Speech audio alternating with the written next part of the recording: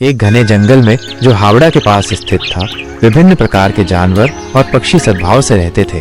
उनके बीच गहरी दोस्ती थी और वे सुख दुख में एक दूसरे का साथ देते थे। इस वन में हर साल गणेश चतुर्थी का त्योहार बड़ी धूमधाम से मनाया जाता था। सभी जानवर और पक्षी मिलकर भगवान गणेश की पूजा करते थे। इस वर्ष भी गणेश चतुर्थी आने वाली थी और जंगल में उत्साह का माहौल था।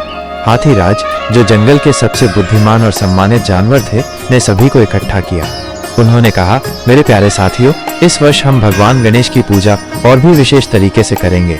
हम सब मिलकर उनकी सुंदर मूर्ति बनाएंगे और भक्ति भाव से उनकी आराधना करेंगे।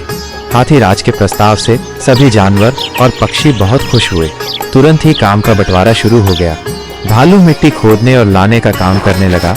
बंदर पत्तों और फूलों को इकट्ठा करने लगे।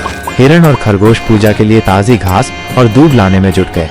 रंग बिरंगे पक्षी अपनी चोंच में सुंदर फूल और फल लेकर आने लगे।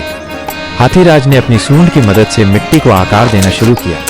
उनकी कुशल कारीगरी से धीरे धीरे भगवान गणेश की मनमोहक मूर्ति तैयार होने लगी। बंदरों ने मिलकर मूर्ति को सुंदर फूलों और पत्तियों से सजाया। तोते और मैना अपनी मधुर वाणी में गणेश के भजन गाने लगे, जिससे पूरे जंगल में भक्तिमय वातावरण छा गया। पूजा का दिन आ गया। सुबह से ही सभी जानवर और पक्षी स्नान करके पवित्र स्थान पर एकत्रित होने लगे।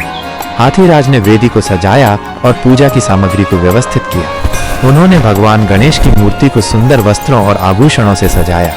फिर पूजा शुरू हुई। हाथीराज ने मंत्रोच्चारण किया और सभी जानवर और पक्षी हाथ जोड़कर भगवान गणेश की स्तुति करने लगे। भालू ने ताजे फल अर्पित किए, हिरण ने सुगंधित धूप जलाई और पक्षियों ने अपनी मधुर आवाज में भजन गाए। पूरा जंगल भगवान गणेश के जयकारों से गूंज उठा। पूजा के बाद सभी ने मिलकर आरती गाई और भगवान गणेश से सुख शांति और समृद्धि की प्रार्थना की। फिर प्रसाद वितरित किया गया, जिसे सभी ने प्रेम और आनंद के साथ ग्रहण किया। इस विशेष पूजा के बाद हाथीराज ने सभी को संबोधित करते हुए कहा, देखो मेरे मित्रों, भगवान गणेश हमें यही सिखाते हैं कि एकता में शक्ति है और प्रेम से हर कार्य सफल हो सकता है। जिस प्रकार हमने मिलकर इतनी सुंदर पूजा संपन्न की, उसी प्रकार हमें हमेशा एक दूसरे का साथ देना चाहिए। सभी जानवरों और पक्षियों ने हाथीराज की बात को ध्यान से सुना और एक दूसरे को गले लगाया। उस दिन जंगल में एक अद्भुत दृश्य था। सभी जीव जंतु प्रेम और सद्भाव के बंधन में बंधे हुए थे। भगवान गणेश की कृपा उन पर बरस रही थी। गणेश चतुर्थी का ये त्योहार जंगल के सभी निवासियों के लिए एक यादगार अवसर बन गया। उन्होंने न केवल भगवान गणेश की पूजा की, बल्कि आपस में प्रेम और एकता के महत्व को भी समझा।